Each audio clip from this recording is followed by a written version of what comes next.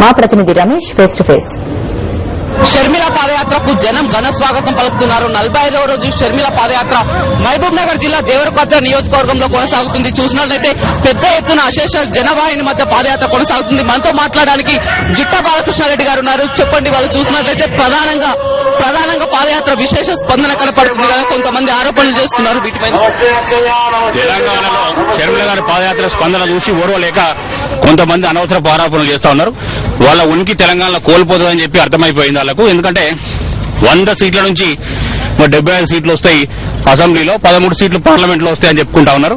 మరి వాళ్ళకి అర్థమైపోయింది మా ఉనికి కోల్పోతాము, మేమేదో చెప్తున్నామో ప్రజలు మరి గ్రహించారు, కరగాల్సి వాత పెడతామని తెలిసిన తర్వాత ఇలా వాళ్ళ యొక్క పందా మార్చుకొని సీట్లు లభిస్తాయి. మేమేమంటున్నామంటే వాళ్ళు వేరే పార్టీకి 25 సీట్లు కాదు, వాళ్ళకే 25 సీట్లు వస్తాయి. మరి మిగిలిన పార్లమెంట్ సీట్లు వాళ్ళకు వస్తాయి. ఎక్కువ పార్లమెంట్ సీట్లు మేము గెలుచుకోబోతున్నాం తెలంగాణలో. వైఎస్ఆర్ కాంగ్రెస్ పార్టీ తెలంగాణలో బలంగా ఉంది, బలోపేతం అవుతుంది.